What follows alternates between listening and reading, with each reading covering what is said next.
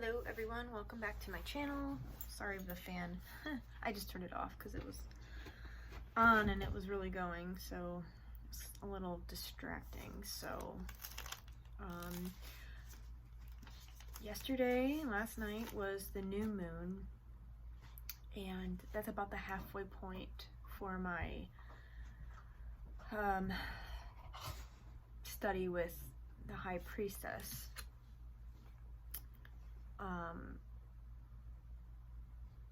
It's been a really long halfway point. I feel like I've been not studying, but like kind of working with and trying to absorb the energies of the High Priestess for longer than 2 weeks, which is probably fair. I'm sure, like, generally speaking, since I work with goddesses, they have been in my life for a lot longer. Pardon me, I'm adjusting. You're in another new place. This is welcome to my couch. Couch, it's a love seat. My apartment's tiny. I don't know what to tell you. But anyway, I wanted to show you the page that I made for the High Priestess. I haven't done as much journaling with her card as I would normally do or have with like the Magician or the Fool so far. And I think that's mainly because I feel like the Fool is not the Fool, the High Priestess is a lot of up here and in here, and journaling just doesn't seem to happen as organically with that. It's a lot of astral meditation, that kind of thing, which I do journal about. It's just, as far as like specific journaling prompts for the High Priestess, it's like short snippets, like it's not like a long, huge journaling session or something like that, if that makes sense. I don't know. So that's that. I gotta figure out how to put this back on. Oh my god. I got it. Okay. Like, the High Priestess doesn't have as many, like, notes.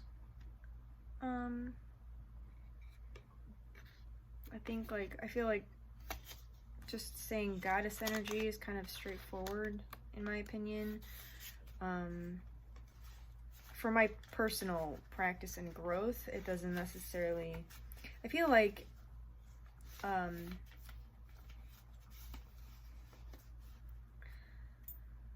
what's the word I'm looking for? I feel like I'd be kind of like, it'd be like constantly rewriting the elements in every single new book I make. Does that make sense? Like, I feel like doing that just kind of, like, I already know what it is in my head. I'm not gonna forget it by the time I go back and look over this journal. So I feel like I'm just like beating a dead horse, that kind of thing. I don't know if that makes any sense. But, so I do want to show you the page that I came up with. So this is the page. So I have a pocket here, which, oh no, it's coming off. Alright, I gotta fix that. I used spray glue, but I don't think that held on very well. Clearly not. Oh well.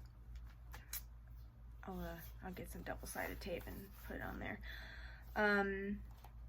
But yeah, I don't know. I did come up with a prayer because during this time so far of meditating and journaling and working with the High Priestess energy, I've been thinking a lot about the goddesses that I work with. So I do, if you don't already know, I already have a video about Lilith on here. It's a very brief overview of how she's helped me and stuff, and I'm sure I'll talk about her some more. And I have yet to make a video about Mary, mainly because I only recently kind of reconnected with her. There was, I was born and raised Catholic. I was indoctrinated from birth, and however, the form of Catholicism that I was raised with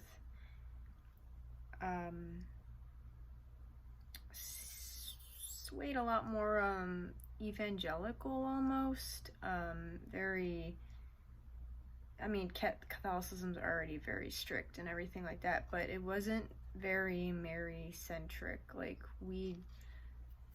my family, my dad's side did, but my mom's side, where I was like primarily raised with, didn't revere Mary hardly at all, because I'm just realizing now the just like how toxic the masculinity was on that side of the family. But that's a whole other video for a whole other day. So I didn't really have a huge connection with Mary growing up.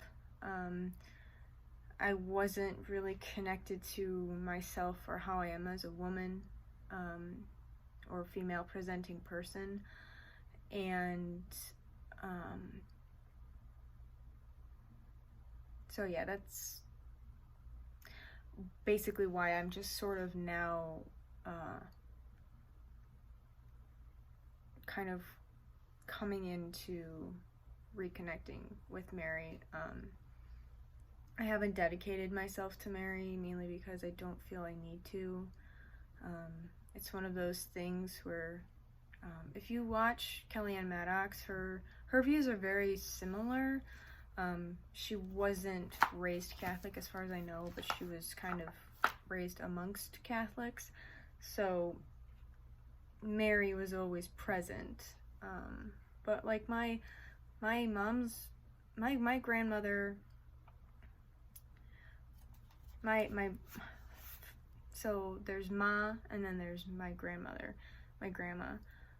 So my grandma, my mom's mom, she never had pictures of Mary up on the wall. She only had pictures of Jesus. So that's what I was raised around. And then like my dad's mom, she had statues of Mary and like statuettes, little ones, and all sorts of stuff. And I wasn't exposed to that necessarily. So that's why I continue to say that I'm just kind of now reconnecting with Mary, but she's always been around. It's just, you know, a lack of exposure, I suppose. And then the churches that I would go to were very, they didn't really talk about Mary hardly at all. It was always about the guys and all the men and blah blah blah, Jesus. And sorry, my air conditioning just went off, so if you hear that, I apologize. I'm gonna try and talk a little bit louder, hopefully to compensate, but I don't know. So I went on a big ramble there, sorry.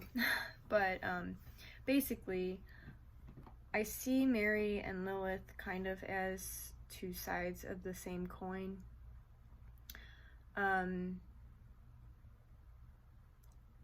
Mary being from the Catholic tradition, and Lilith being, I guess, technically from the Jewish tradition. I really, Sumerian maybe? I can't, whatever was before Judaism, I don't honestly know off the top of my head. I did research it a while back, but I honestly couldn't tell you in words right now. But, you know, basically she was the woman who existed before Eve even did in the Bible. So, still, I guess, sort of, I wouldn't say Christian, but definitely Abrahamic we'll go Abrahamic. And in my opinion, just from my lived experience and my personal experience with working with Lilith, and then coming into work with Mary, yeah, I definitely see them as two sides of the same coin now.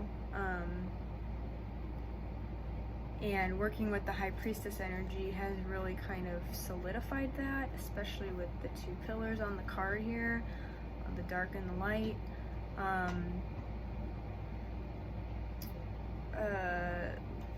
Lilith is much more of like that, I wouldn't say masculine, but she was much more of the hard, fast,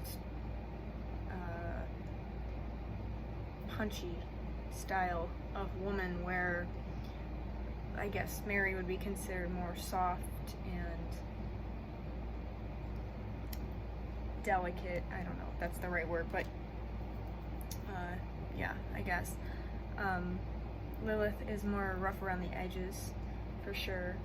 Much like myself, so that's why I kind of relate to her a lot. But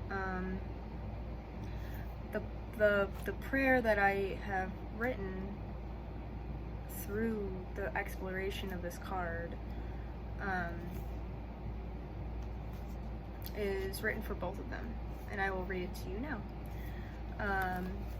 Okay. Hail to the Lady, full of grace and power.